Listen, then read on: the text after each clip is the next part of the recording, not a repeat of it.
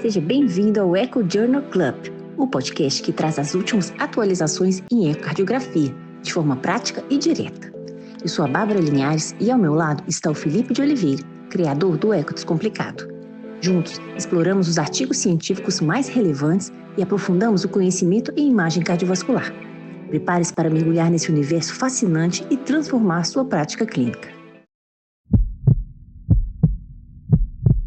Seja muito bem-vindo, seja muito bem-vinda a mais uma edição do Echo Journal Club. Meu nome é Felipe, eu sou cardiologista e cardiografista e criador do Eco Descomplicado. E para esse projeto, eu estou aqui acompanhado da Bárbara. Olá, pessoal. Eu sou a Bárbara Linhares Landesic, sou cardiologista e ecocardiografista do Hospital Biocor Redditor, em Belo Horizonte, e sou criadora do podcast The EcoCast, que trazemos atualizações em cardiologia e ecocardiografia para vocês. Tenho certeza que, na nossa especialidade, sempre há algo que a gente pode aprender uns com os outros. Então, espero que esse seja um momento enriquecedor para todos nós. Esse é um projeto que tem por objetivo trazer aí as principais publicações das revistas mais relevantes para o nosso universo aqui da cardiografia, tentando trazer essas publicações de maneira mais acessível para você que faz eco no seu dia a dia. Tenho certeza que isso vai te ajudar também a fazer eco com mais segurança, então acompanha a gente para se aprofundar no universo da cardiografia e seguir se mantendo atualizado.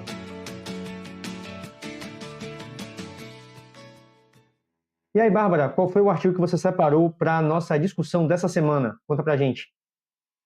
E Felipe, pessoal, hoje eu estou muito animada para mostrar um artigo de diástole que saiu no Jornal Europeu de Cardiologia de 2025, então é um artigo muito recente. E é um artigo original sobre um novo algoritmo, um algoritmo proposto para estimativa não invasiva da pressão atrial esquerda em pacientes com quê? Com fibrilação atrial, que é o nosso desafio, né? Então, a gente sabe que a determinação da elevação da pressão atrial esquerda é essencial nos pacientes com fibrilação atrial, mas nem sempre é fácil.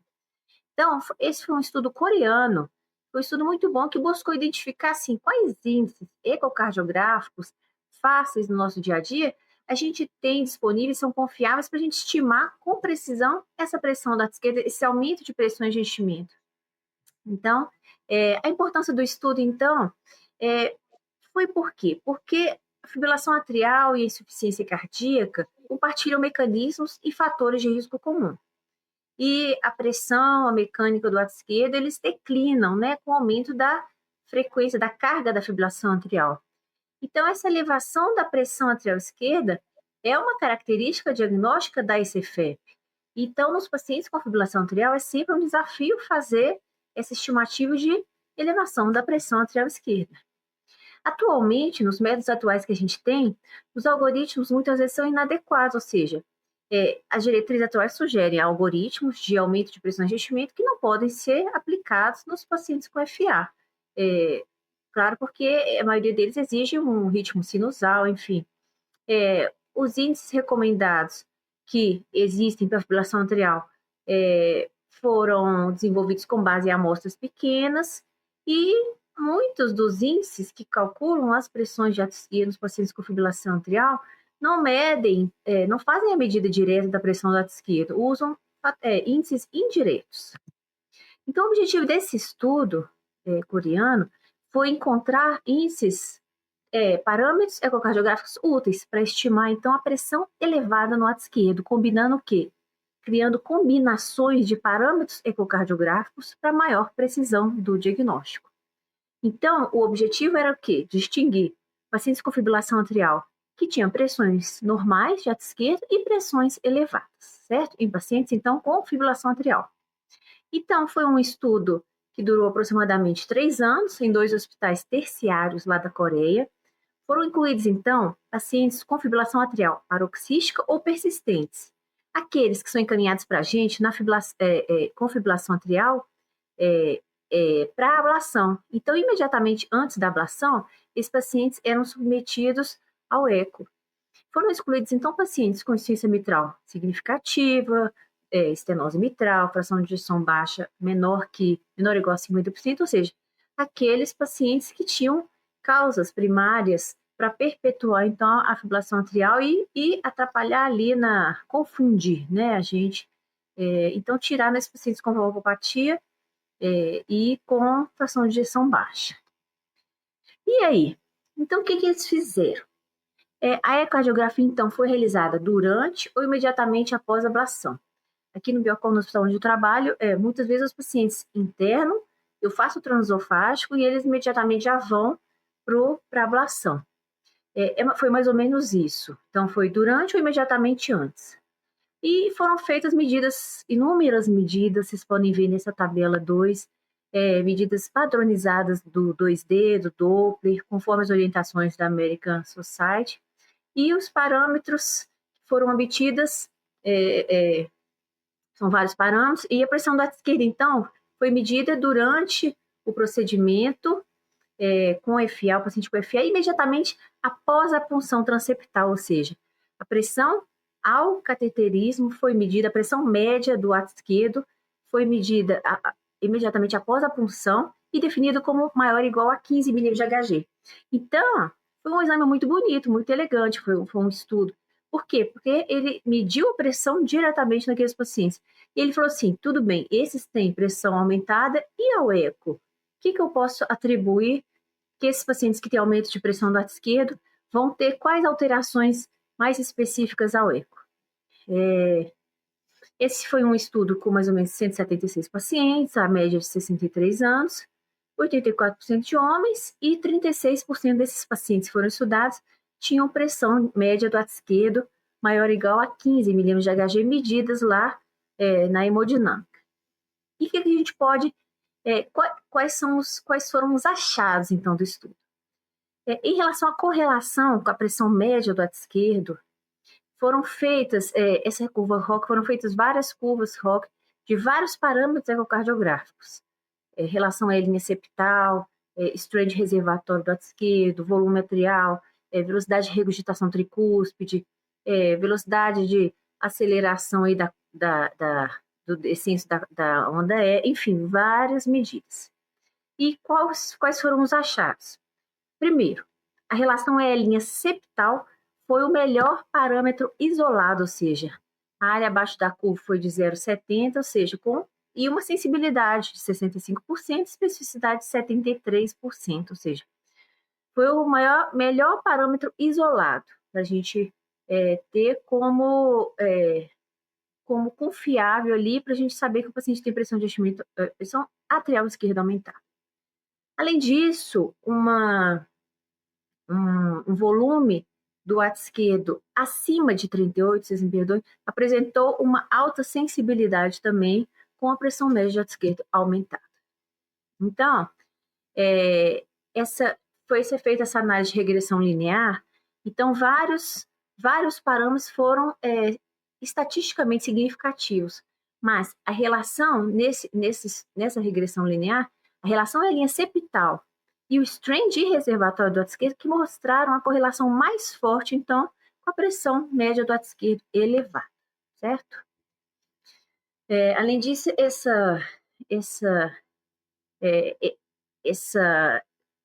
em relação à predição da pressão média elevada, foi feito novamente várias medidas de pressão média do ato esquerdo com vários parâmetros ecocardiográficos. E o índice, novamente, de relação linha septal mostrou melhor correlação individual, ou seja, um R de 0,35, uma área abaixo da curva de 0,70, ou seja, teve uma acurácia de 70%. O strain do ato esquerdo, que está aqui, o strain de reservatório, ele teve uma correlação negativa, então, moderada. O que quer dizer? Que quanto maior a pressão média do ato esquerdo, menor é o strain de reservatório. E parâmetros como TRIV, NT-proBNP, que eles fizeram também critérios laboratoriais e tempo de aceleração da onda não mostraram boa correlação.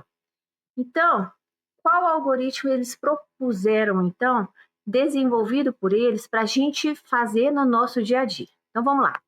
Eles consideraram que uma relação linha, o corte de 11 nesses pacientes com fibrilação atrial, que o corte de 11 seria o divisor. A relação linha septal abaixo de 11 indica que o paciente tem provável pressão de ato esquerdo abaixo de 15. Então, ele não tem aumento de pressão de ato esquerdo. Ponto. Tudo bem. Se esse paciente, então, tem uma E' septal maior ou igual a 11, aí a gente vai passar para qual medida? Vamos medir, então, o volume do ato esquerdo indexado. Se o volume do ato esquerdo indexado for inferior a 38, então, e uma relação E' septal acima de 11, mesmo assim, então, o paciente é considerado como tendo pressão do ato esquerdo normal. Então, primeiro, relação E' maior ou igual a 11. Se não for maior ou igual a 11, se for menor, paciente com pressão normal. Se ele tiver uma relação E' maior ou igual a 11 e um ato esquerdo normal abaixo de 38, pressão normal. E prosseguindo, se o paciente tem relação E' septal maior ou igual a 11, volume do ato esquerdo indexado maior ou igual a 38, e o strain do ato esquerdo de reservatório maior que 10, ou seja, indicando que ele tem uma complacência atrial, uma função atrial normal, esse paciente também é considerado como provável pressão de ato esquerdo abaixo de 15. Então, se tem algum desses 3 parâmetros normais, ele é considerado como pressão de ato esquerdo normal. Então, resumindo, Felipe, se o paciente tem provável pressão de ato esquerdo aumentada, ou seja, acima de 15 milímetros de Hg, se ele tiver todos os 3 variáveis alterados, ou seja, E' maior ou igual a 11, volume de ato esquerdo indexado maior ou igual a 38 e o strain reduzido abaixo de 10. Então, esse algoritmo proposto para eles teve uma sensibilidade de 61%, uma especificidade de 91% e uma acurácia de 80%. Então, é muito simples no nosso dia a dia. Quem não tem strain de reservatório pode fazer os outros 2. E esse algoritmo, embora então ele não estime completamente a pressão média do ato esquerdo, que é feita lá no cateterismo, ele foi muito bom, porque ele consiste em parâmetros obtidos na prática nossa rotineira, não requer esforço para obter os valores, porque a gente está ali já fazendo isso. E, particularmente, é fácil, então, excluir pacientes com fibrilação atrial que não apresentam pressão elevada do ato esquerdo em repouso. Então, se os pacientes no nosso dia a dia, se a gente não tem o strain de reservatório, o estudo fala que quando os pacientes têm uma relação E' septal abaixo de 11 e o volume indexado abaixo de 38, a pressão média do ato esquerdo provavelmente é abaixo de 15. Então, concluindo, o estudo falou que o melhor preditor para medir a pressão do ato esquerdo aumentada é a relação E', melhor preditor isolado, nesses pacientes com FA. Esse algoritmo que eles propuseram aumentou a acurácia para 80%, especificidade de 91%, e a limitação dele foi o quê? Que é uma amostra pequena, homens coreanos, e não tiveram, então, validação externa ampla. Mas já dá para a gente ter uma ideia do que focar no exame no nosso dia a dia. É isso. Trabalho muito, muito interessante, né? Que a gente discutiu aqui a avaliação da função diastólica em pacientes com fibrilação atrial, tem alguns episódios para trás aí, não vou lembrar exatamente qual foi, e esse trabalho mostra mais ou menos o mesmo panorama, né, de grande limitação dos parâmetros de maneira individual para identificar a pressão de rendimento elevada em pacientes com fibrilação atrial.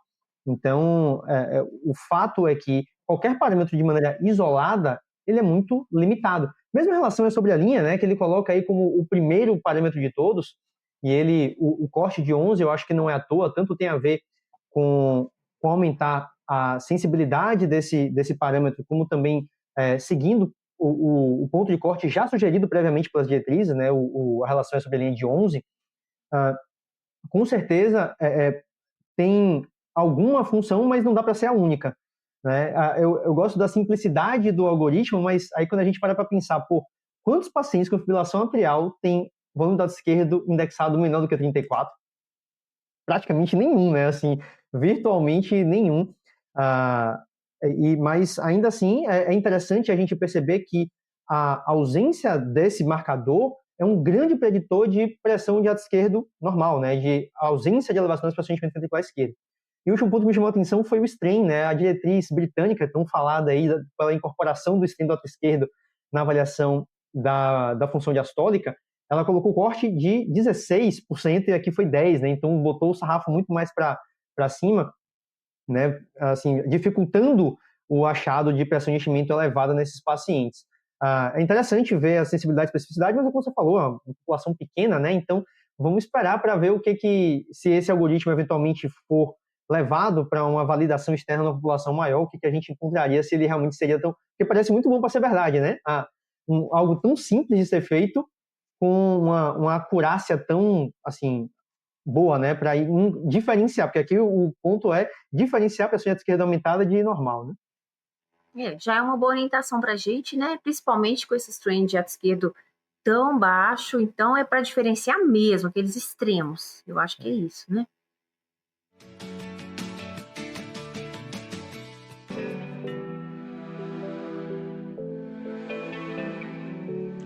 Obrigada por nos acompanhar no Eco Journal Club. Não se esqueça de seguir o canal do Eco Descomplicado no YouTube e acompanhar nossos episódios nas principais plataformas de áudio como Spotify e Apple Podcasts. Assim, você não perde nenhuma atualização sobre o mundo da ecocardiografia. Até o próximo episódio.